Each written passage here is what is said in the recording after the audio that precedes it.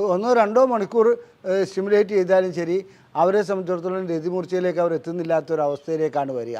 അപ്പോൾ ഇത് അവർ മനഃപൂർവ്വം ചെയ്യുന്നതല്ല, അവർക്കങ്ങനെ ചെയ്യാതിരിക്കുവാൻ നിവൃത്തിയില്ല. ഇതാണ് പെർസിസ്റ്റൻ്റ് ജെനിറ്റൽ അറൗസൽ ഡിസോർഡർ.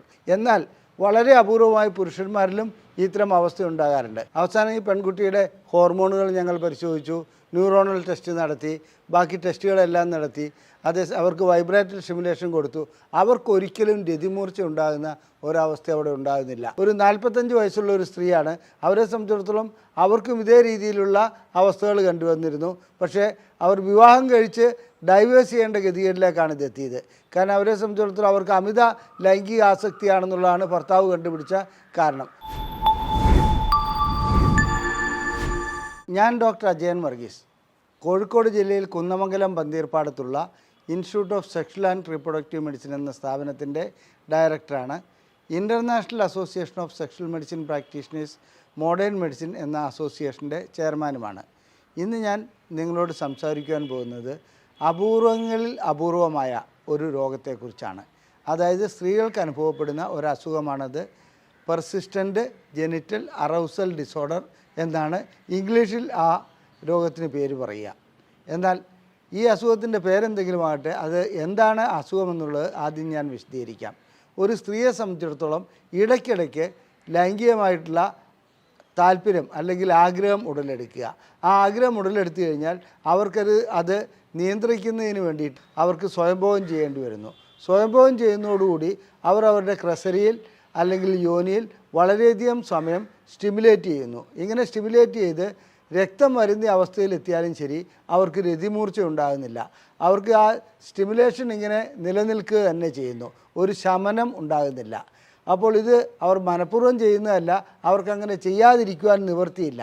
ഇതാണ് പെർസിസ്റ്റൻ്റ് ജെനിറ്റൽ അറൗസൽ ഡിസോർഡർ. ഒരു ജോലി ചെയ്യുന്ന സ്ത്രീയാണെങ്കിൽ അവരെ സംബന്ധിച്ചിടത്തോളം ഇടയ്ക്കിടയ്ക്ക് ബാത്റൂമിലേക്ക് പോകേണ്ടി വരുന്നു. അവർക്കിത് ചെയ്തില്ലെങ്കിൽ ഇരിക്കപ്പൊറുതി ഇല്ലായ്മ അനുഭവപ്പെടുന്നു, അവിടെ നിലനിൽക്കാൻ കഴിയില്ല. ആ രീതിയിലുള്ള നമുക്കൊക്കെ ചൊറിച്ചിൽ വരുമ്പോഴും അല്ലെങ്കിൽ മറ്റെന്തെങ്കിലും ഉണ്ടാകുന്ന ഒരു അവസ്ഥ പോലെയാണ് ഇവരെ സംബന്ധിച്ചിടത്തോളം, അതായത് ഈ പെർസിസ്റ്റൻ്റ് ജെനിറ്റൽ അറൗസൽ ഡിസോർഡർ ഉള്ള വ്യക്തികളെ സംബന്ധിച്ചിടത്തോളം സംഭവിക്കുന്നത്. അപൂർവമാണെന്ന് ഞാൻ നേരത്തെ സൂചിപ്പിച്ചു. അതുകൊണ്ട് തന്നെ ഈ രോഗം മെഡിക്കൽ സയൻസിൽ രേഖപ്പെടുത്തിയിട്ടുണ്ടെന്നുള്ളതല്ലാതെ സാധാരണഗതിയിൽ അതായത് ഡോക്ടർമാരുടെ അടുക്കൽ എത്തിപ്പെടാറില്ല. ഇതൊരു അസുഖമായിട്ട് അവർ കണക്കിലെടുക്കാറുമില്ല. രോഗികളെ സംബന്ധിച്ചിടത്തോളം ലൈംഗിക ബന്ധത്തിൽ ഏർപ്പെട്ടാൽ അവർക്ക് ഒരിക്കലും രതിമൂർച്ച ലഭിക്കുകയില്ല. സ്വയംഭോഗം ചെയ്താലും രതിമൂർച്ച ലഭിക്കുകയില്ല. രതിമൂർച്ച ലഭിക്കുന്നതിന് വേണ്ടി അവർ വളരെയധികം അവരുടെ ലൈംഗിക അവയവങ്ങൾ സ്റ്റിമുലേറ്റ് ചെയ്യുന്നു. ഞാൻ നേരത്തെ സൂചിപ്പിച്ചതുപോലെ രക്തം വരുന്ന അവസ്ഥയിലെത്തിയാലും ശരി അവർക്ക് ശമനമുണ്ടാകുകയില്ല. 1-2 കേസുകൾ ഞങ്ങൾക്കിവിടെ ISRMൽ ഇത്തരം കേസുകൾ വരികയുണ്ടായി. അതിൻ്റെ ഒരു ചരിത്രം കൂടി, അതെങ്ങനെയാണ് മാറ്റം വരുത്തിയതെന്നും അതിനെ പരിപൂർണമായി ചികിത്സിക്കാൻ കഴിയുമോ അല്ലെങ്കിൽ എന്തെല്ലാം നടപടികളാണ് ചെയ്യേണ്ടത് എന്നുള്ള കാര്യം കൂടി ഞാനൊന്ന് വിശദമാക്കാം. വാസ്തവത്തിൽ ഇവിടെ ആദ്യം എത്തിപ്പെട്ട ഒരു പെൺകുട്ടി 3 വർഷം മുമ്പാണ് ഇവിടെ വന്നത്. അവർ ജോലി ചെയ്തുകൊണ്ടിരിക്കുന്ന ഒരു വ്യക്തിയാണ്, കമ്പ്യൂട്ടർ ഓപ്പറേറ്ററാണ്.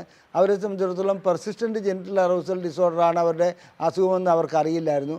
അവർ ലൈംഗികമായിട്ടുള്ള അവരുടെ ഈ സ്റ്റിമുലേഷന് വേണ്ടി അവർ അങ്ങനെ സ്റ്റിമുലേറ്റ് ചെയ്തപ്പോൾ സ്വയംഭോഗം ചെയ്ത് അവരുടെ യോനിയിൽ മുറിവുണ്ടാകുന്നു.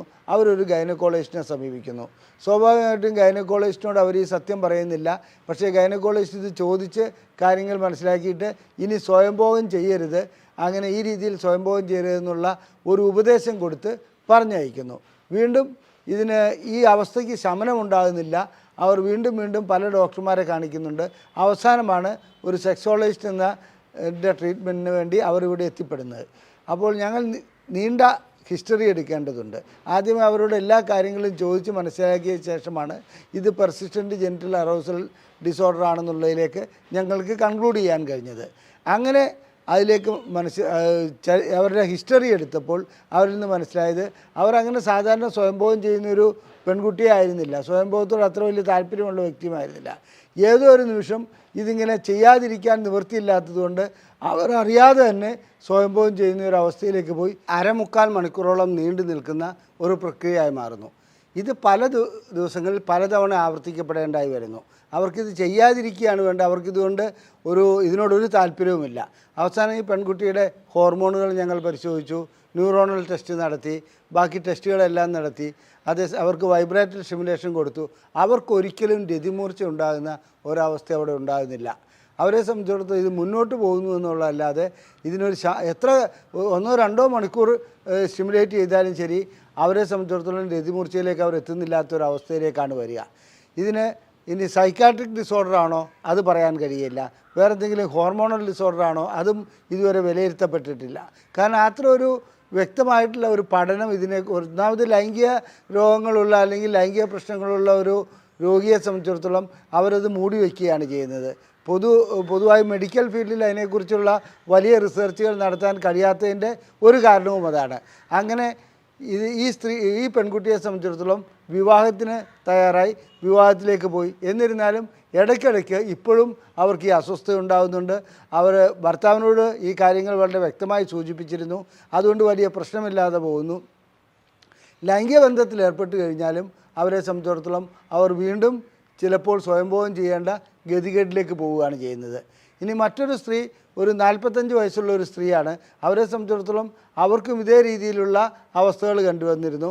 പക്ഷേ അവർ വിവാഹം കഴിച്ച് ഡൈവേഴ്സ് ചെയ്യേണ്ട ഗതികേട്ടിലേക്കാണ് ഇതെത്തിയത്. കാരണം അവരെ സംബന്ധിച്ചിടത്തോളം അവർക്ക് അമിത ലൈംഗിക ആസക്തിയാണെന്നുള്ളതാണ് ഭർത്താവ് കണ്ടുപിടിച്ച കാരണം. വാസ്തവത്തിൽ അവർക്ക് അമിത ലൈംഗിക ആസക്തി ആയിരുന്നില്ല, ഈ പെർസിസ്റ്റൻ്റ് ജെനിറ്റൽ അറൗസൽ ഡിസോർഡർ മാത്രമായിരുന്നു. അത്തരം രോഗികൾ പലർക്കും വളരെ 2 പേരെ ഞങ്ങളുടെ ഇത്രയും കാലഘട്ടത്തിനിടയ്ക്ക് ഞങ്ങൾക്ക് ലഭിച്ചിട്ടുള്ളൂ അത്തരം അസുഖങ്ങളായിട്ട്.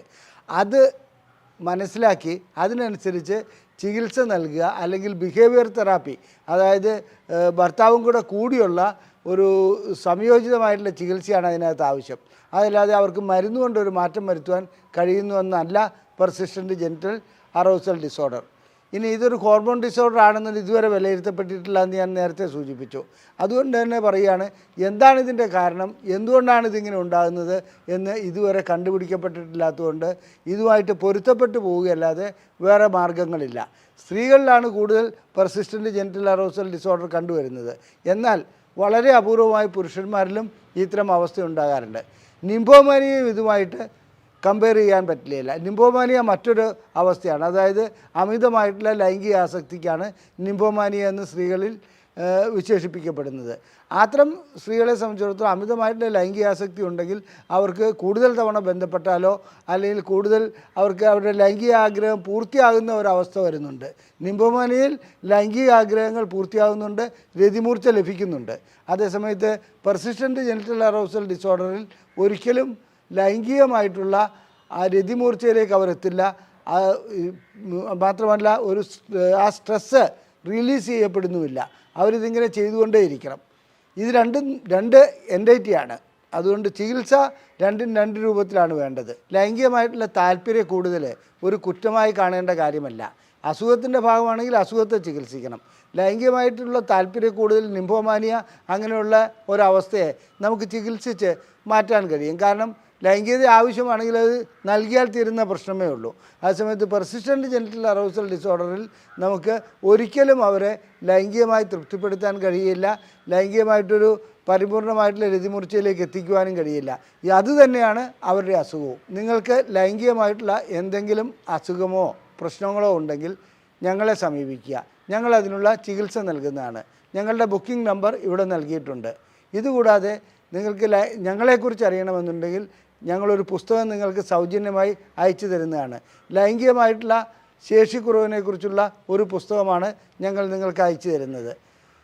ഇവിടെ തന്നിരിക്കുന്ന വാട്സപ്പ് നമ്പറിൽ നിങ്ങൾ ISRM എന്ന് ടൈപ്പ് ചെയ്ത് അയച്ചാൽ മാത്രം മതി. ഞങ്ങൾ നിങ്ങൾക്ക് ഈ പുസ്തകം സൗജന്യമായി അയച്ചു തരുന്നതാണ്. ഇതുകൂടാതെ നിങ്ങളുടെ സുഹൃത്തുക്കൾക്ക് ഈ വീഡിയോ ഷെയർ ചെയ്യുക. നിങ്ങളുടെ അഭിപ്രായങ്ങൾ കമൻറ്റ് ബോക്സിൽ കമൻറ്റായി രേഖപ്പെടുത്തുക. നന്ദി, നമസ്കാരം.